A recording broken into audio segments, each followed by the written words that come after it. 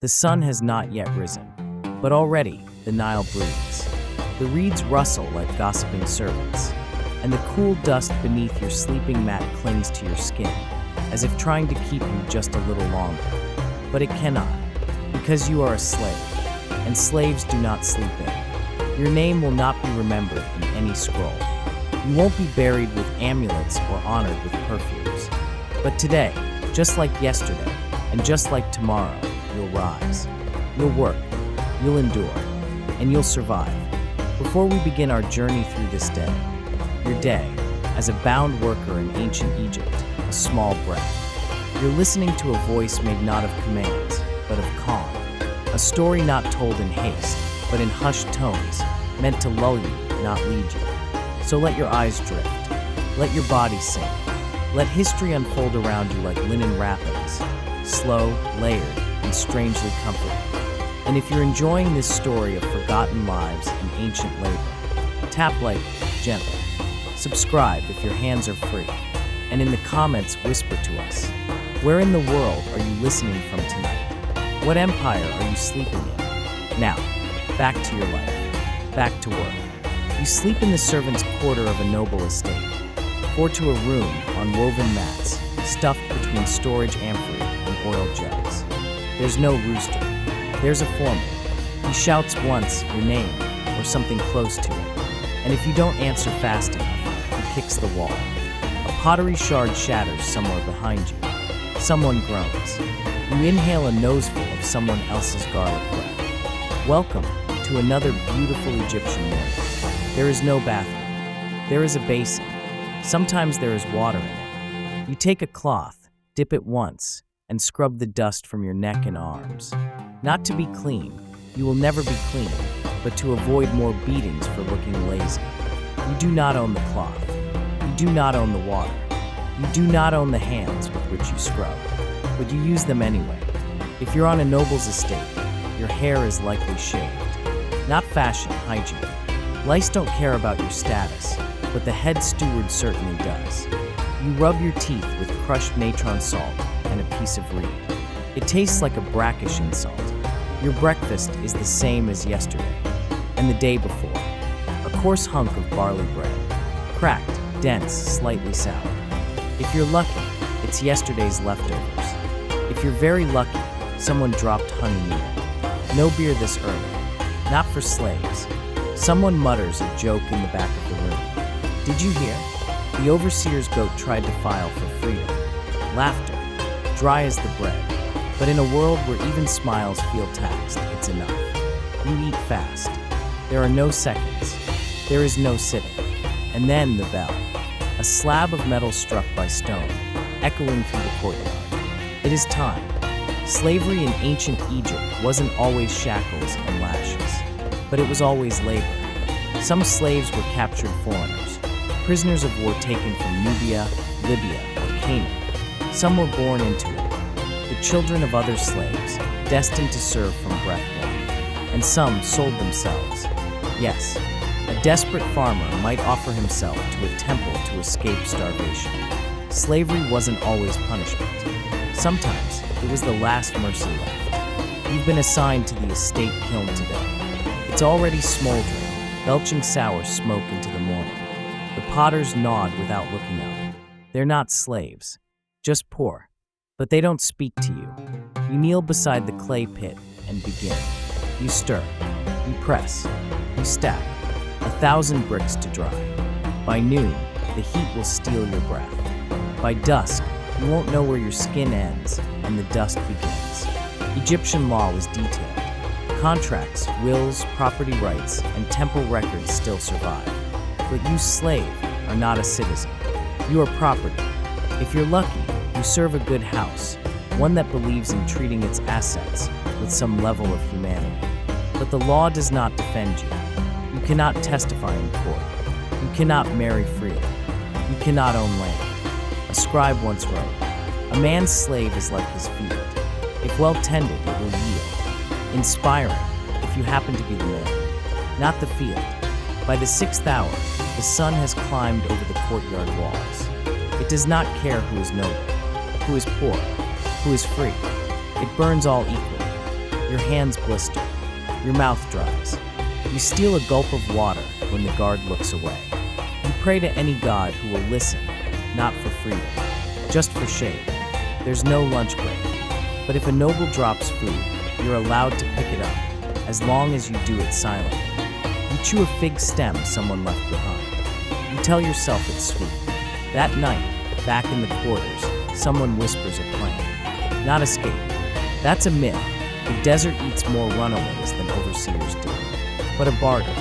One slave has a ring. Another has access to the steward's pantry. You have information. Bartering is illegal, punishable by flogging. But you all agree anyway, because control is not the same as silence. And sometimes whispering is resistance. You lie down again. The same mat, the same oil lamp flickering in the far corner, the same aching limbs. But tonight, as your eyes close, you imagine that you are free, that you sit by the Nile not to labor, but to watch the moon, that your name is written in ink, that someone someday will remember you, and perhaps, somewhere, far into the future, someone will. The moon has fled, and in its place, RA stretches one golden arm across the horizon.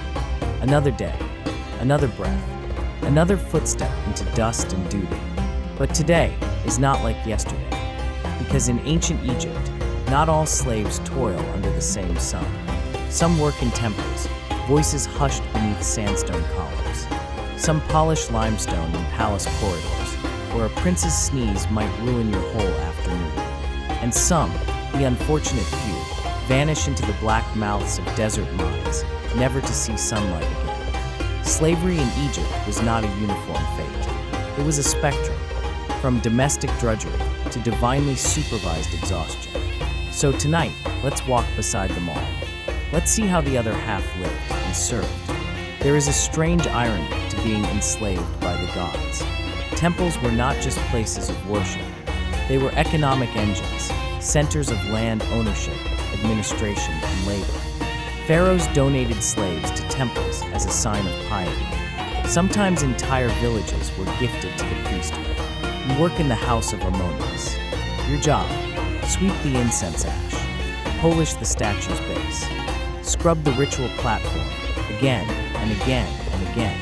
The priests don't speak to you much. You're not allowed near the sacred scrolls, and heaven forbid you breathe in the wrong direction during an offering. But the food is better here. You receive daily rations, barley bread, onions, dried fish. And temple slaves sometimes got sick leave. Yes, sick leave. On a clay tablet from Deir el-Medina, a supervisor excused a worker for eye disease, which, in Egyptian terms, might have just been too much sand. You're not free, but you're not beaten either. And once, a scribe winked at you. That's practically a promotion. You've been reassigned. A noble's house. A small palace, really stuccoed walls, flowering courtyards, perfumed corridors. You mop the entryway floor at dawn. The nobles walk past in golden sandals. They don't see you, which is good, because if they do see you, something is wrong.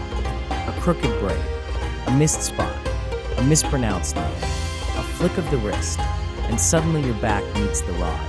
You learn to move silently, to blend with the drapes, to breathe between footsteps.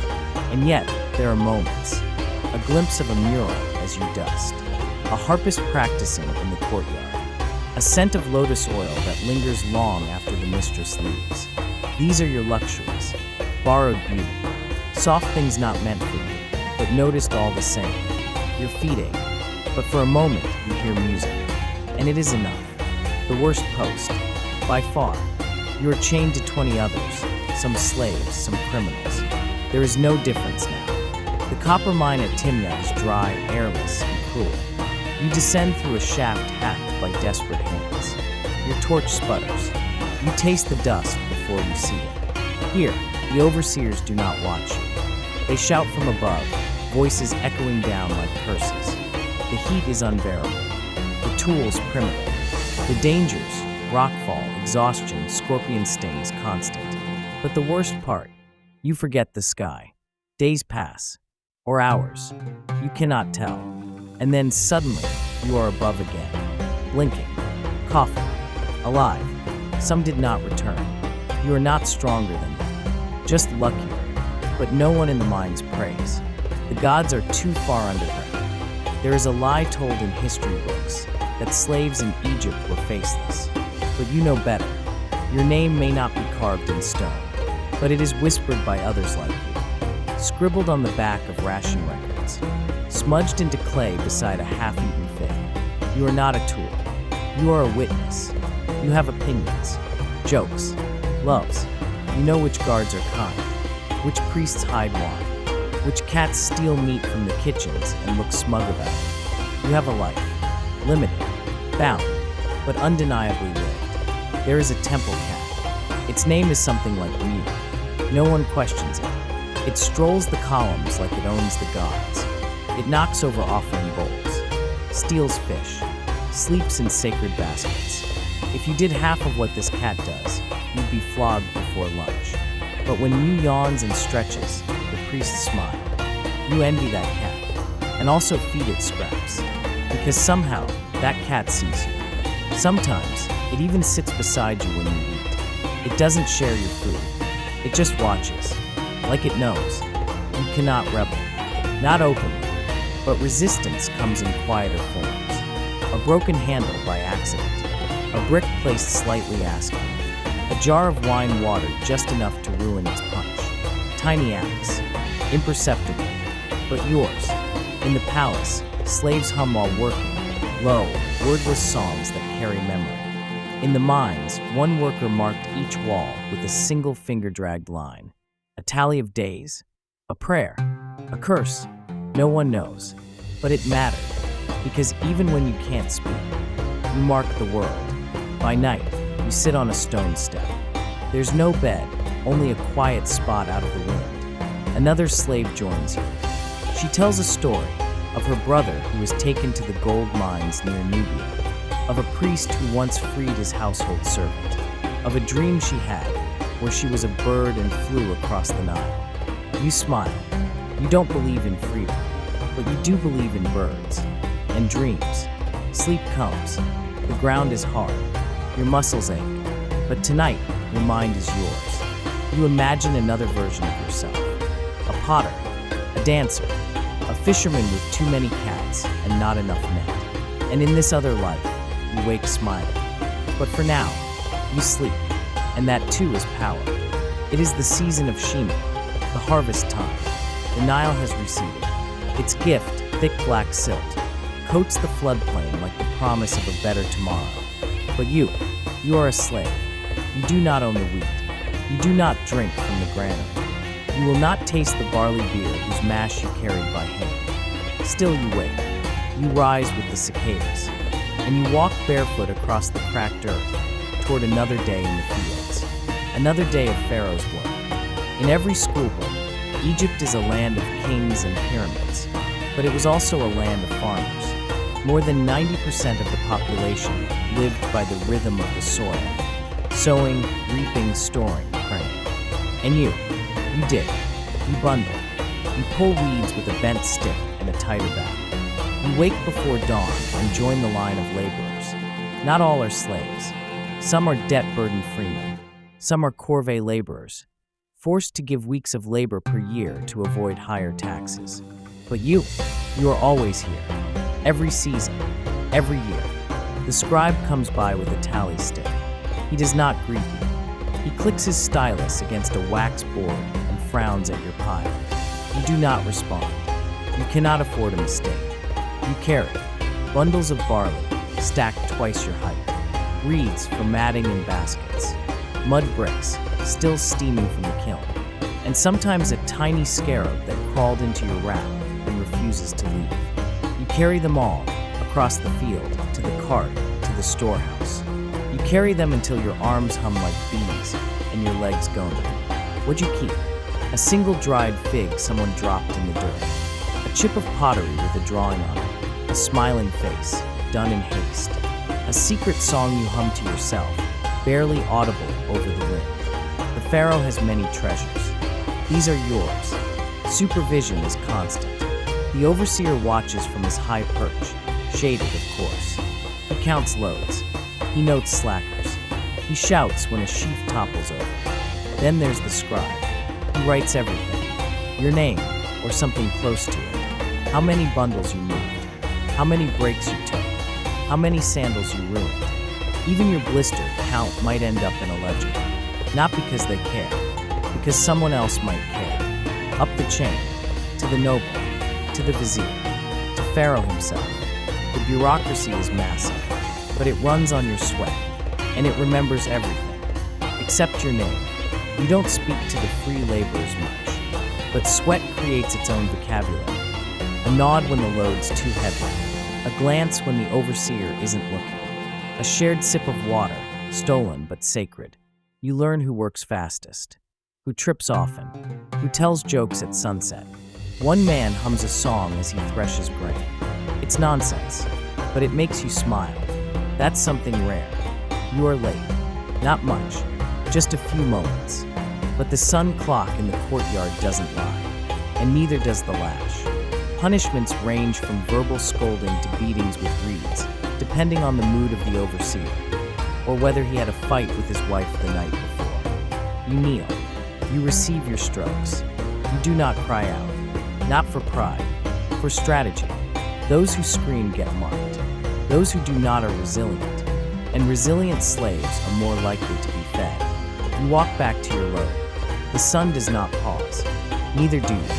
Every few moons, you are taken from the fields and sent elsewhere. The canal needs clearing.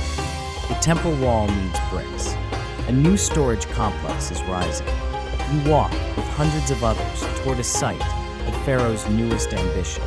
This is not voluntary. You are handed a tool, pointed at a pile of rubble, and told to begin. There are guards. There are architects. There are scribes again, always scribes. You build something grand. A column that will stand for centuries. A wall that tourists will one day admire. But no one will write. Built by Henry, son of no one, who slipped on a clay patch and broke his toe. No, the cartouche will bear only the king's name. But you'll know, the field has its dangers. Snakes slither between the reeds. Scorpions hide in the grain stores. Spiders, large, hairy ones, seem drawn to your sandals. But there are quiet gifts, too. A breeze that feels like forgiveness. The shade of a tamarisk tree. A stork that watches you as you bend, like a silent supervisor, but gentler. Once, a fellow laborer saved you from a bite. He said nothing, just smiled and nodded. He never forgot. Neither did the stork. At night, you return to your mat. Your muscles scream. Your hands throb. But your heart still beats with something more. Maybe not hope, but something close. You remember the harvest song your mother used to hum. You whisper it, softly. The words are half lost. You don't own land, or time, or freedom. But the song, that is yours. The home of the elite is quiet before dawn. Not peaceful, just holding its breath. You're already awake, of course. You sleep near the kitchen wall, curled on woven mats with 3 others. The floor still holds yesterday's heat. A soft breeze carries in the scent of lotus oil, old honey, and yesterday's wine. A noble's house always smells like a memory trying too hard to impress. You rise. You do not stretch. That is a luxury. Instead, you take the broom. Because the courtyard must be perfect before the mistress steps outside. You are a slave in a wealthy Egyptian household, which means you live among silk and sycamore. But none of it is yours. Let's walk through your day. Carefully, quietly, and always a step behind. The elite live behind thick plastered walls painted with colorful murals, gods, feasts, servants, battles. None of them show the slaves cleaning the paint, but you know the cracks, the places where the plaster is loose, where the lady of the house hides her cosmetics, where her daughter sneaks letters to a young scribe. You clean their secrets, and in doing so you learn them. A household slave sees everything. The argument at dinner, the stolen necklace, the lingering looks between the steward and the gardener's wife. You say nothing, but you remember everything, because someday you might need a favor, and knowledge is the only currency you're allowed to carry. If you're assigned to the kitchen, you know pain intimately. blisters, burns, the sting of onion juice, and cuts you can't afford to bandage. You rise before everyone. You grind grain between stones, a slow, repetitive, shoulder-grinding task. You knead dough with one eye on the boiling cauldron. You roast goose while the cook yells that you're oversalting everything, even if you aren't. And when you're done cooking, you scrub every dish. You do not eat what you cook. You get the scraps, the bones, a ladle of beer if the mistress is in a good mood. You know hunger by name, and you serve it 3 times a day. Serving the mistress is a particular art. She is beautiful, but more importantly, she is aware of being beautiful. You help her dress. You line her eyes with coal made from galena and fat. You powder her with crushed lotus petals. You paint her lips with red ochre and beeswax. She talks, mostly to herself. Sometimes she talks to you. Do you think my husband suspects? You nod, just enough to be polite, but not enough to commit. You do not offer opinions. You offer mirrors, brushes, silence, and sometimes you offer judgment, hidden behind a smile. Because she may own the jewels, but you hold the comb. At night, you help the master prepare for sleep. You pour water over his feet. You rub scented oil into his shoulders. You fluff his linen pillows. You listen as he mutters about politics, taxes, dreams. You do not ask questions. Once you saw him cry. Just once.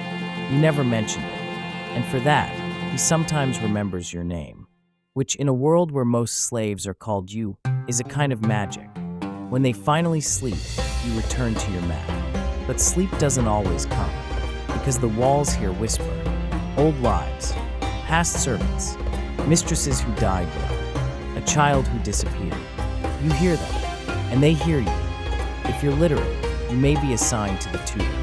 He teaches the noble children hieroglyphs, myths, math. You sweep the floor, but you listen. You memorize the signs. Ankh, Jed, Scarab. You write them in the dirt with a stick. Quick, before someone sees. Knowledge is dangerous, but also delicious. You learn about the gods, the stars, the story of Set cutting Osiris into pieces. You smile. You know what it's like to be cut into pieces, and to keep moving anyway. The mistress hosts a party. Musicians, dancers, distant relatives, priests. You pour wine. You light incense. You keep the goose from attacking the lyre player again. You walk among gossip like a breeze through reeds. You learn which guest is stealing figs, who suspects an affair, that someone saw a servant sneaking into the granary at night. You are invisible, but you are present, and that is power, even if no one admits it. Not all beatings are loud. Sometimes the punishment is absence. You are ignored, denied food, assigned to latrine duty again. You made a mistake. You spilled wine, or answered too quickly, or didn't smile when the guest made a joke about your sandals. Your back aches, your pride withers, but you bow, because tomorrow is another chance. To be perfect, to be invisible, to survive. The house sleeps. You walk the halls one last time. Snuff candles, check doors, tuck in the smallest child, who still calls you auntie, even though she doesn't know what it means. You stand in the courtyard. Above you, stars. Around you, stillness. You whisper a name. Yours. No one hears it, but the gods might. And for now, that is enough. You sit. You rest. Tomorrow, the paint will flake, the wine will sour, the secrets will multiply. But tonight, there is only moonlight, and breath, and dreams. The heart does not ask for permission. It beats in temples. It stirs in kitchens. It dares to hope in the shadow of chains. Even in bondage, there is love, or something like it, because a slave is still a soul, still a body that longs for another body, still a mind that remembers the smell of hair in the sun, the warmth of another hand at dusk. In ancient Egypt, you can be owned, but that doesn't mean you stop feeling. And this is your chapter, the one they don't write in temple scrolls, the one hidden behind linen veils and long glances. Let's talk about what it means to love, when you are not allowed to own even yourself. It begins the way all soft things begin, quietly, She passes you near the well. You hand her a water jar. Your fingers brush. Too long. A week later, she shares her bread. Then a joke. Then a sigh. There is no privacy in a slave compound. But somehow, love still finds a way to speak. You meet at the edge of the courtyard at night. You talk about your days, your backs, your dreams. You never say the word love, but you don't need to. It's there in the way she saves you the crustiest part of the bread, your favorite, in the way you brush straw from her sleeping milk. It's there, like a song you hum to yourself, but never out loud. Slaves had children, often, sometimes with each other, sometimes with free laborers, sometimes with masters. The laws didn't forbid slave unions, but they didn't protect them either. A child born of two slaves was also a slave, born into the system, like a crop into soil already owned. But that didn't stop mothers from singing lullabies, didn't stop fathers from carving tiny toys out of leftover wood. You remember holding your son for the first time. He was quiet, wrinkled, smelled like new bread and river clay. You promised him a better life. You didn't believe it, but you said it anyway, because even lies can taste sweet when whispered over a sleeping child. There are no temple marriages for slaves, no scrolls, no feasts, no doves, but there are promises. Two slaves might bind themselves in secret, a ring of braided reed, a handful of honeyed dates shared beneath the stars, a whispered oath carved into the underside of a sleeping gnat. If I am sold, I will find you. If I am punished, I will endure for us. If you die, I will remember. These are weddings, invisible, illegal, unbreakable. Love brings joy, but also tension, jealousy. You see her laughing with the new kitchen boy. He has good teeth, carries 2 amphorae at once. You say nothing, but that night, you wash your own cup harder than usual. She notices and laughs. He has soft hands. I like yours better. You don't smile, but inside, you glow like fresh oil on a flame. Love makes fools of us all, even when we wear linen rags instead of gold. Sometimes the love isn't mutual. You give, they take, then walk away, towards someone with better favor from the steward. Or worse, they report you. You said something about escape, or you hid food. Now you're flogged, and they watch, without flinching. It wasn't love, just leverage. You lie on your mat that night, aching, not from the blows, from the loss, from realizing your heart is not exempt from the games of power. Even slaves can be cruel, especially when survival depends on it. Sometimes late at night, you dream together. You imagine a life on the riverbank, free. A hut, a fig tree, a child who knows only laughter. You describe your imaginary kitchen. She describes her imaginary cat. You name your fantasy children. You know it's a lie. She knows too, but you tell it anyway, because in a world that silences you, speaking a dream out loud is the only way to make it real, even if just for a moment. You wake up and she's gone. Sold, reassigned, dead. You don't know. No one tells you. You search the kitchens, the quarters. You ask, but no one answers. Your mat feels colder that night. Your bread is tasteless. She might be alive, but for you she is memory now, and memory has no rights. You whisper her name as you walk past the old meeting place, the well, the fig tree, and then you keep walking, because the gods might listen, but the overseer is watching. Years pass. You age. Your back curls. Your knees crack. Your hair thins. But some things don't fade. You still remember her laugh, the exact shade of her eyes in candlelight, how she hated figs. You tell a new slave boy about her. He asks if she was real. You smile. As real as the whip, as real as the Nile. He nods. And later, you hear him whisper her name in his sleep. That's how love survives here. Passed like a story, stolen like a kiss, buried like a treasure, never truly lost. The day begins with perfume, not yours. You are the one who applies it, rubbing scented oil into the limbs of a woman who owns you. But that doesn't mean you don't remember what it smells like. Lotus, cinnamon, something floral that feels like a secret. You are a slave in the women's quarters of an elite Egyptian household, which means you are essential and invisible, at once the hand behind the curtain, and the one pulling the curtain closed before anyone sees too much. This is a world of silks and whispers, of elaborate rituals and unspoken rules, of women who command empires behind papyrus walls. And you are there for all of it. Let's step through the veil. In the noble house, mornings are not begun with drums or scrolls. They begin with mirrors, not glass, polished copper, so bright you can see your soul, or at least your sweat. You hold the mirror steady while the mistress inspects herself. She sighs. She frowns. She lifts one eyebrow. I think I'm paler than yesterday. You do not respond.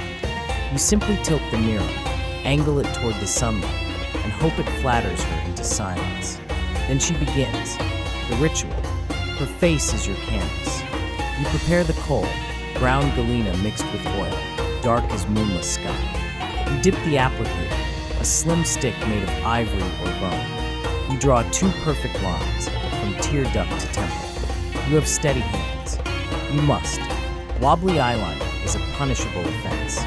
Then the lips stained, red ochre and wax. Cheeks dusted with crushed carmine beading. Eyeshed out from malachite, green like river reeds. She doesn't just want to look beautiful.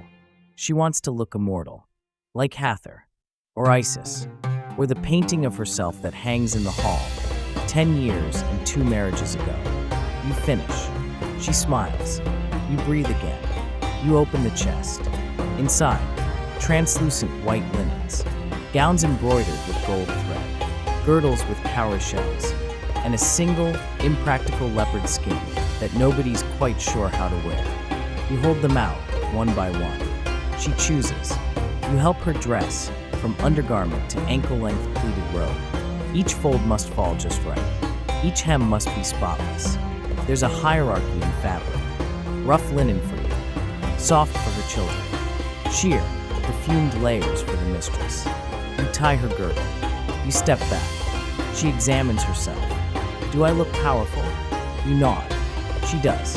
And somehow so do you, because you made her that way. Hair is serious business. Some women shave their heads. Some wear elaborate braids. Some use wigs, towering, perfumed, heavy. You maintain all of it. You wash. You comb. You braid. You know which side parts flatter which cheekbones. You know how to fix a melted beeswax wig cap in under 5 minutes. And yes, you've burned your fingers. More than once. The hairpin box is sacred. If you drop it, a curse may or may not follow. No one talks during hairstyling, except her. She gossips. She hums. She worries.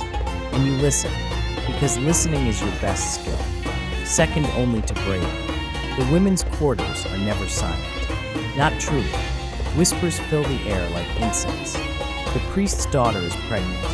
The scribe favors the steward's niece. The pharaoh's 3rd wife insulted the 2nd. You are not meant to hear. But you hear everything. More importantly, you remember everything. And in the delicate balance of power between noble wives, concubines, and visiting priestesses, a whispered warning can make all the difference. You warn the mistress before she wears turquoise, her rival's favorite. You accidentally spill oil near the guest who spread rumors last moon. You are a shadow player in a game of veils. Not a queen, but close enough to touch one. There is a cat, of course, a long-legged, gold-collared creature who sleeps wherever she pleases and judges everyone with equal disdain. The mistress adores her, which means you are also her servant. You feed her fish. You brush her fur. You sing to her when the mistress demands a lullaby be performed. The cat never listens, but you like her. She knocks over cosmetics. She sleeps on the mistress's will. She breaks rules and is praised for it. You envy her freedom, her softness, her audacity. Sometimes, when no one is looking, you mimic her walk. Just for fun. The cook laughs. You both know you'll never get away with it. But for one step, you're wild. The mistress demands a bath. You fill the basin, cool water perfumed with myrrh and rose. You help her undress. You lower her into the tub. You scrub her shoulders. You massage scented oils into her back. She talks of dreams, of omens, of a bird she saw perched on the roof, a sign of pregnancy, or betrayal, or both. You nod. You smile. You do not roll your eyes. She closes her own, head tilted back like a statue of a goddess. You catch your reflection in the water, and for a moment, you see her face in yours, and hers in yours, and then it ripples, and it's gone. The night comes slowly. You prepare the bedroom, fresh linens, clean mats, a dab of perfume on each pillow. You light the oil lamps. Shadows flicker across the murals. They dance, women with harps, dancers frozen mid-move, gods watching with impassive eyes. You stand in the corner, waiting.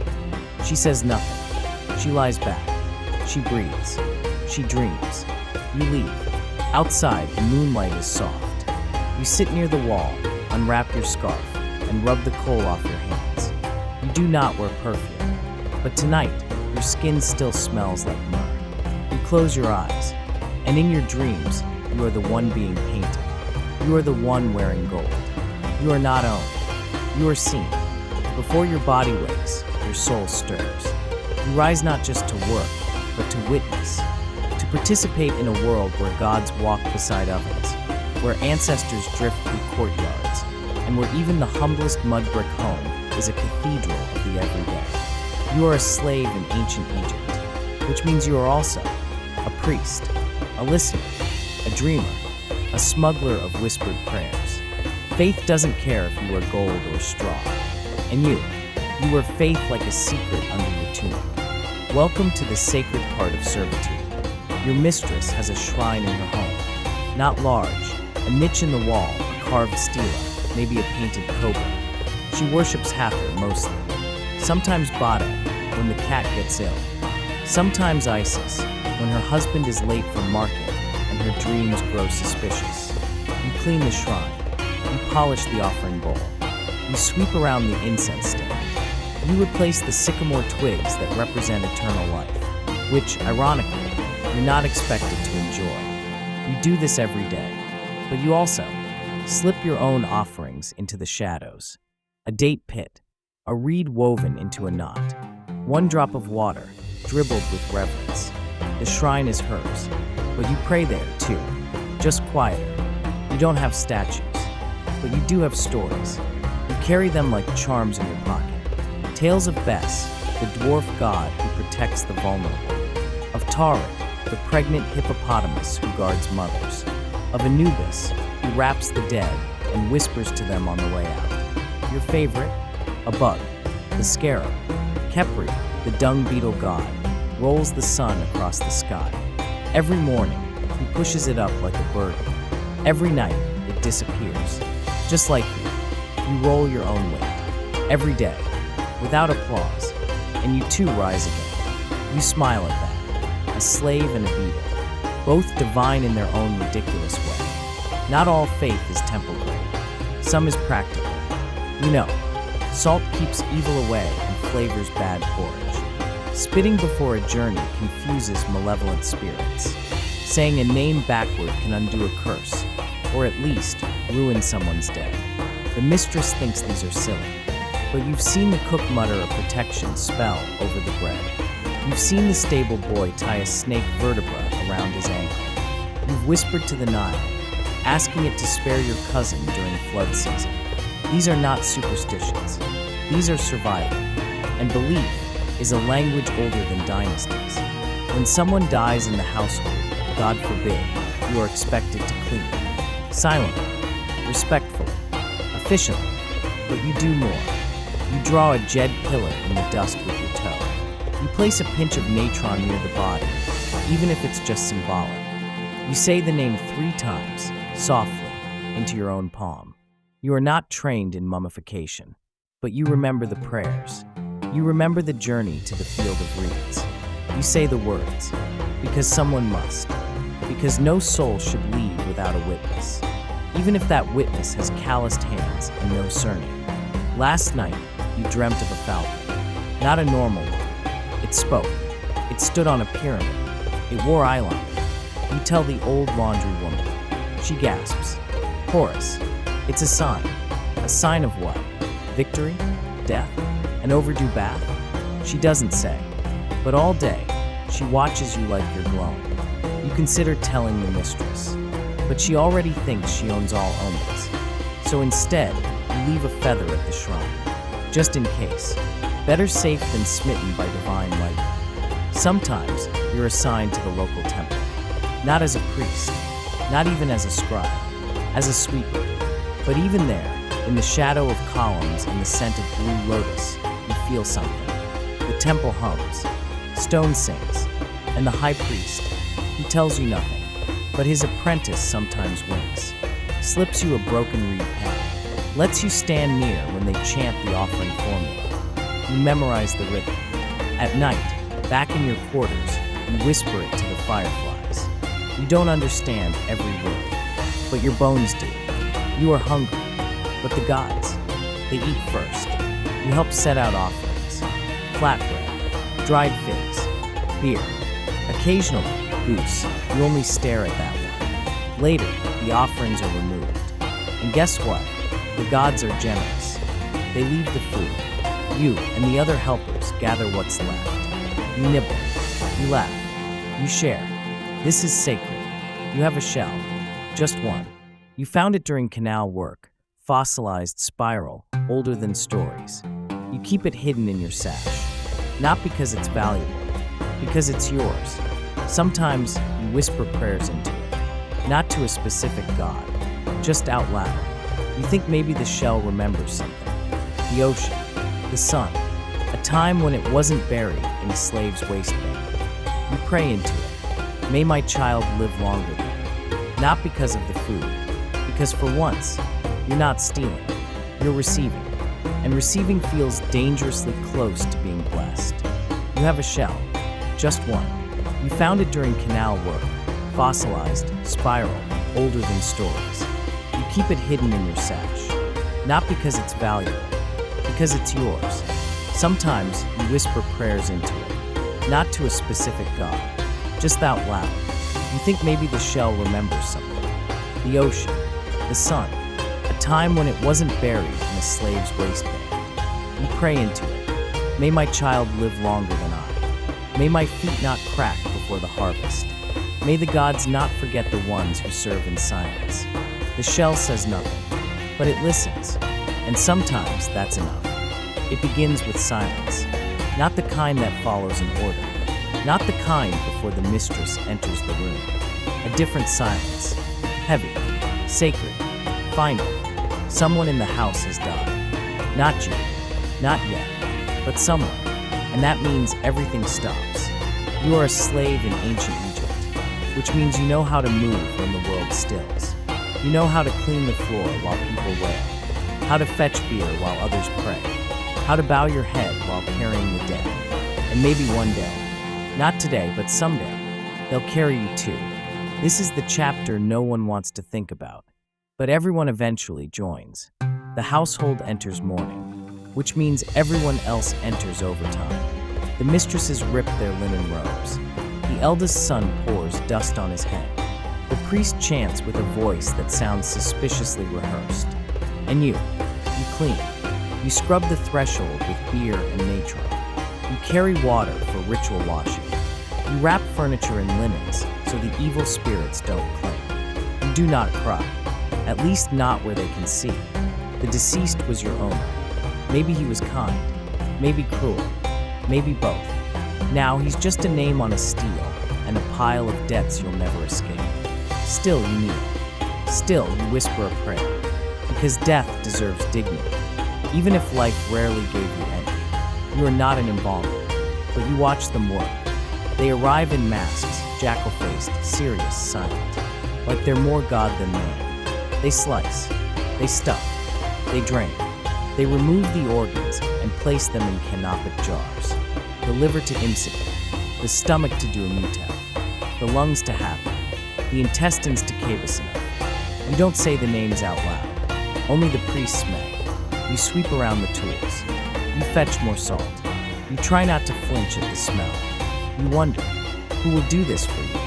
The Book of the Dead is a masterpiece. spells, declarations, instructions on how to reach paradise. You've heard them read aloud. I have not stolen. I have not killed. I have not caused pain. You whisper the lines to yourself sometimes, not to claim innocence, but to practice. Because you won't get a scroll, not one written by a scribe, not one buried in a non-existent tomb, but you memorize it anyway, just in case the gods accept oral recitation, or compassion, or improvisation. Egyptians believed the soul had parts. The Ka, your life force, which needed food. The Ba, your personality, which could fly like a bird. The Ak, your luminous form in the afterlife. You think about your Ba a lot. You hope it looks better than your current body. Maybe more feathers. Maybe fewer calluses. Maybe just maybe wings. You don't have food to offer your Ka, but you bury a piece of bread under your mat. It's moldy, but heartfelt. And that counts, right? Not all deaths are noble. Sometimes a fellow servant dies. No wails, no priest, just a wrapped body and a rushed burial.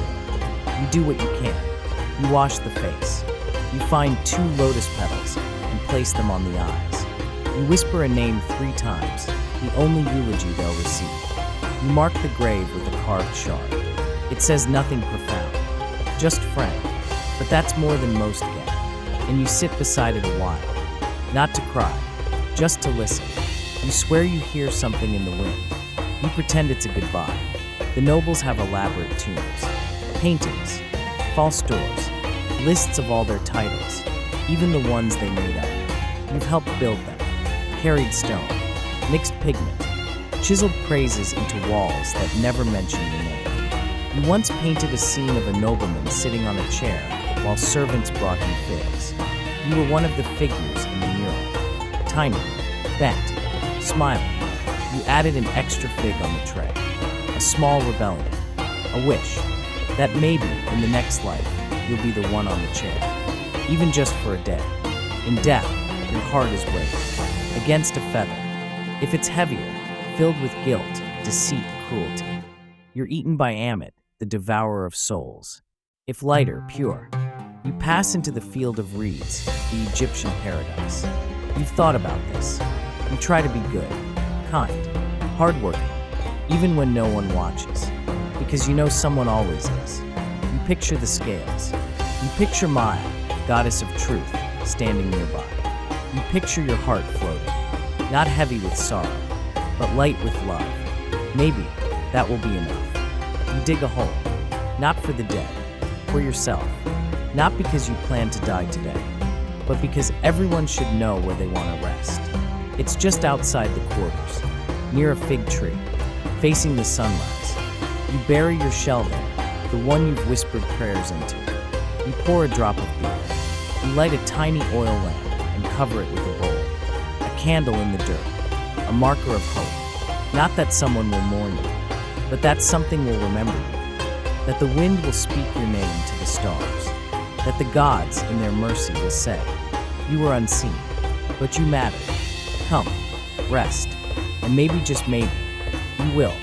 The sun sets behind the western hills. It always does, just like it did 5,000 years ago, when men with no names built cities for gods they weren't allowed to touch. When women with no titles brushed oil into the hair of queens and whispered prayers into amphory too precious to carry.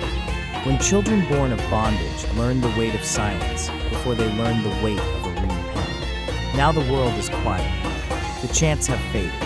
The paint has chipped. The temples are ruins. And the master's gone. But you're still here. Not in body, maybe, but in the scent of nature. In the hush of linen against stone. In the grain of every monument you helped raise, brush, carry, and mourn beside. You are the echo.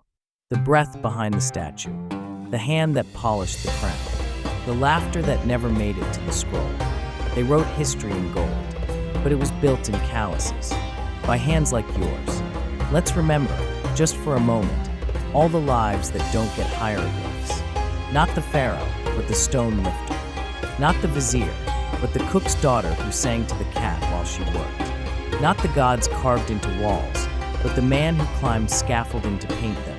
hoping not to fall, hoping the gods were listening. This entire world, the Nile's pulse, the temple's hum, the perfume of crushed lotus in the morning, it all rested on backs like yours. And what did you get?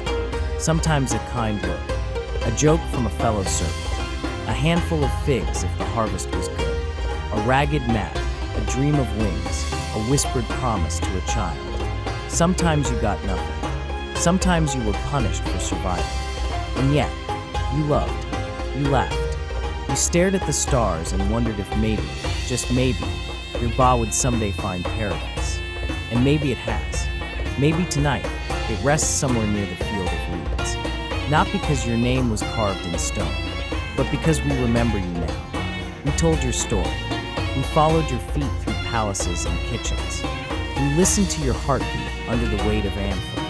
We peeked behind temple walls and into candlelit dreams. You weren't just laboring. You were a father, a lover, a joker, a healer, a believer. You were the unseen rhythm of a civilization we still marvel at. And tonight, as the last words of this journey drift across the dark, we honor your silence. You carry your voice. You are not forgotten. You are the dust that holds memory. You are the hands that shaped legacy. You are the reason the Nile still sings. So sleep now, soft soul. Let the reeds sway. Let the moon glow. Let the oil lamp flicker in your memory. You've carried the burden long enough. It's time to rest.